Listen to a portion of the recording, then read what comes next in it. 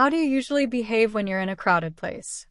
Well, I try to be mindful of others, keeping my voice down, avoiding sudden movements, and respecting personal space. I find that maintaining awareness helps prevent unnecessary discomfort, especially in tight spaces like public transport or queues. What annoys you about people's behavior in public? Honestly, loud phone conversations in quiet spaces really bother me. Libraries or public transport should be peaceful, so it's frustrating when someone disrupts that. Basic courtesy, like using headphones, makes a big difference. Do you think people behave differently in public compared to at home? Absolutely. In public, people often act more restrained. Politeness matters when others are watching. At home, they might relax completely, which is natural, but I think balancing both shows emotional intelligence. How important is it to teach children about public behavior? Extremely important. Simple lessons like not littering or saying please shape considerate adults. Schools and parents should model good habits early, as these small actions build a respectful society. How important is it to teach children about public behavior? Once, I politely asked a teenager to pick up a wrapper they dropped. They seemed embarrassed but did it. I think gentle reminders work better than scolding. Most people respond well when approached kindly.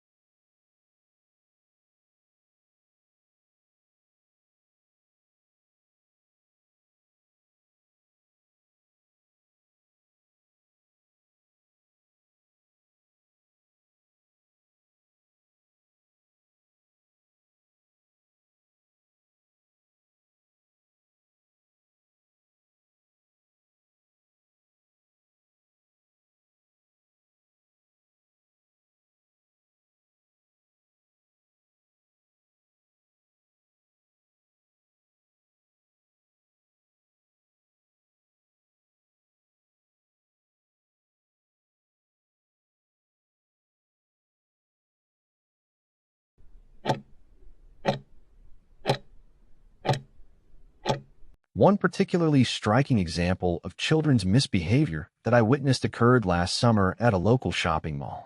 It was a Saturday afternoon, and the mall was bustling with shoppers, families, and people simply enjoying their weekend. As I was walking past the food court, I noticed a group of 4 or 5 children, roughly between the ages of 7 and 10, running wildly between tables, screaming at the top of their lungs while their parents sat nearby, seemingly indifferent to the chaos their children were causing. The children were weaving in and out of crowded walkways, nearly knocking over trays of food and startling other shoppers. At one point, one of the boys deliberately bumped into an elderly woman carrying a shopping bag, causing her to drop her belongings. Instead of apologizing or helping her pick them up, the child simply laughed and continued running with his friends. What made the situation even more uncomfortable was that the parents were present but completely uninvolved.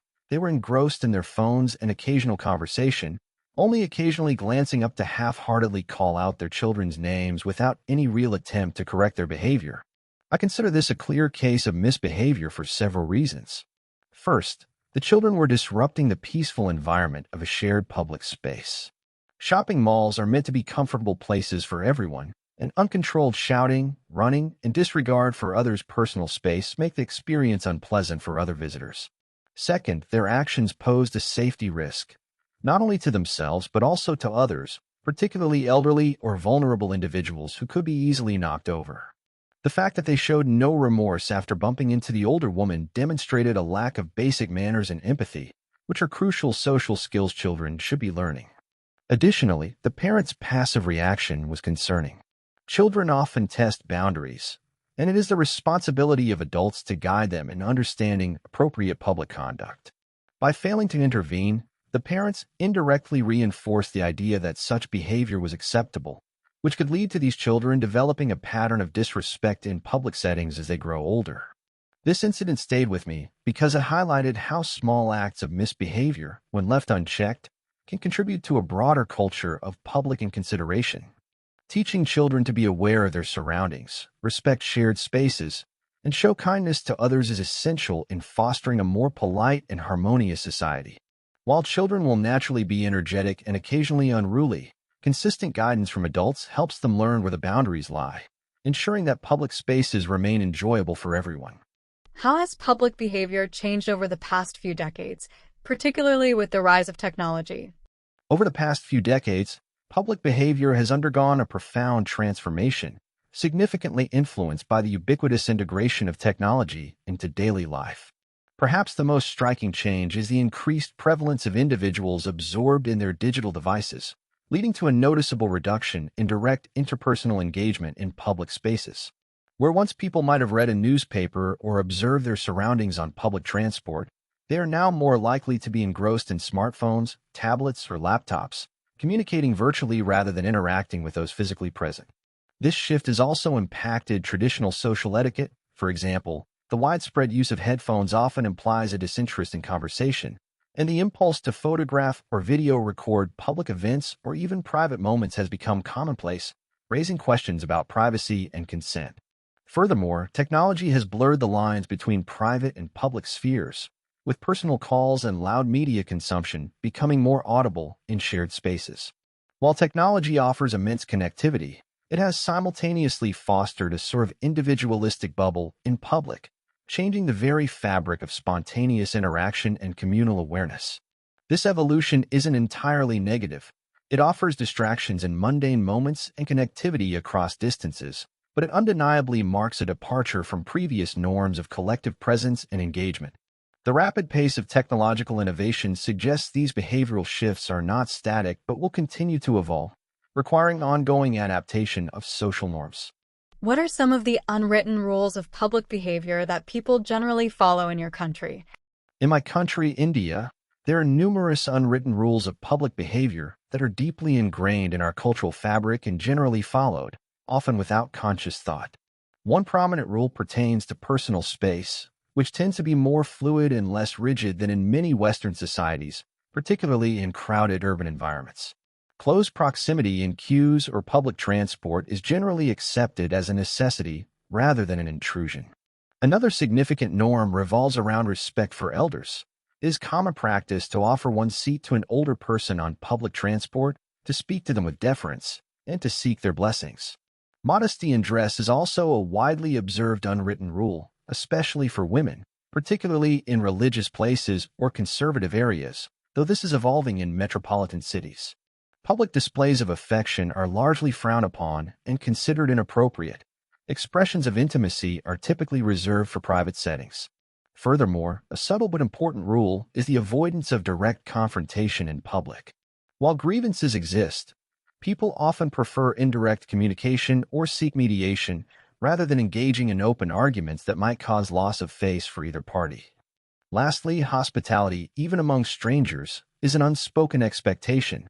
Offering help to someone in need or sharing resources is common, reflecting a communal spirit. These unwritten codes largely contribute to the orderly functioning of public life and embody our collective cultural values. How do people learn about appropriate public behavior in your culture?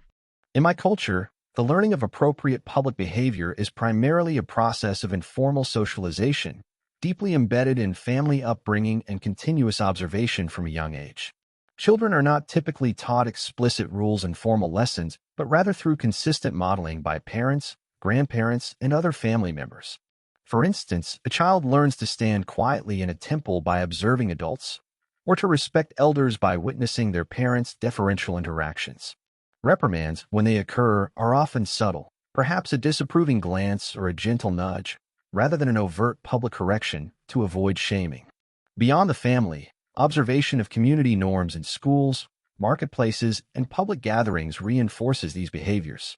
Children learn by seeing how others navigate crowded spaces, conduct transactions, or interact with strangers. Religious institutions also play a significant role, imparting values of respect, humility, and consideration that translate into public conduct. Festivals and social ceremonies provide practical learning environments, where individuals internalize appropriate greetings, social hierarchies, and collective conduct. The media, including television dramas and films, also subtly portrays and reinforces acceptable social etiquette, though sometimes they also challenge it. Unlike some cultures that might rely on civics classes or public campaigns, The process in my culture is much more organic and experiential, a continuous immersion in societal expectations that are passed down through generations and absorbed through daily live experiences. What are the consequences when people fail to follow accepted public behavior? When individuals fail to adhere to accepted public behavior, the consequences can range from minor social discomfort to significant societal disruption, depending on the severity and context of the transgression. At the most basic level, such failures often lead to social disapproval, which can manifest as disapproving glances, whispered comments, or a subtle but noticeable distancing from the individual. This social ostracization, while informal, serves as a powerful corrective mechanism, as most people desire to fit in and be accepted within their community. In more pronounced cases, especially involving impoliteness or a lack of consideration, it can lead to direct verbal reprimands from affected individuals or bystanders, sometimes escalating into arguments if not handled carefully. Beyond interpersonal reactions, consistent disregard for public norms can erode trust within a community. When people cannot anticipate a certain level of respectful or orderly conduct, public spaces can become less pleasant and even perceived as unsafe. For example, littering or excessive noise pollution directly diminishes the shared environment for everyone. In situations involving more serious breaches, such as public intoxication or aggressive behavior, legal ramifications might follow, involving law enforcement and potential fines or arrests. Ultimately, a widespread disregard for accepted public behavior weakens the social fabric, making collective living more challenging and less harmonious. It necessitates greater formal control measures, potentially leading to a more regulated and less spontaneous public sphere. How can societies encourage better public behavior in the future? Encouraging better public behavior in the future requires a multifaceted approach that combines education, subtle reinforcement, and the strategic use of urban design. Firstly, early education plays a foundational role, not necessarily through rigid rules, but by fostering empathy, civic responsibility, and an understanding of shared spaces from a young age within families and schools. Promoting values such as respect for diversity, active listening, and conflict resolution in educational curricula can translate into more considerate public interactions. Secondly, public awareness campaigns can be highly effective, especially when addressing specific issues like noise pollution, waste disposal, or appropriate use of public transport. These campaigns should be creative, culturally sensitive, and focus on the positive impacts of good behavior rather than just the negative consequences of bad behavior. Highlighting shared benefits, such as cleaner parks or quieter libraries, can be more motivating. Furthermore, urban planning and design can significantly influence public conduct. Well-maintained public spaces with ample seating, clear signage, adequate lighting, and accessible facilities can subtly encourage more respectful and orderly behavior. When spaces feel cared for, people are often more inclined to treat them with care. The presence of friendly, approachable public service personnel, like park rangers or transport staff, who can offer gentle reminders rather than strict enforcement, also contributes. Lastly, fostering a culture of mutual accountability and gentle peer correction can be powerful. When individuals feel comfortable and empowered to politely address minor infractions, it reinforces norms collectively. This combined effort across educational, environmental, and social spheres can cultivate a future where public spaces are more harmonious and enjoyable for everyone.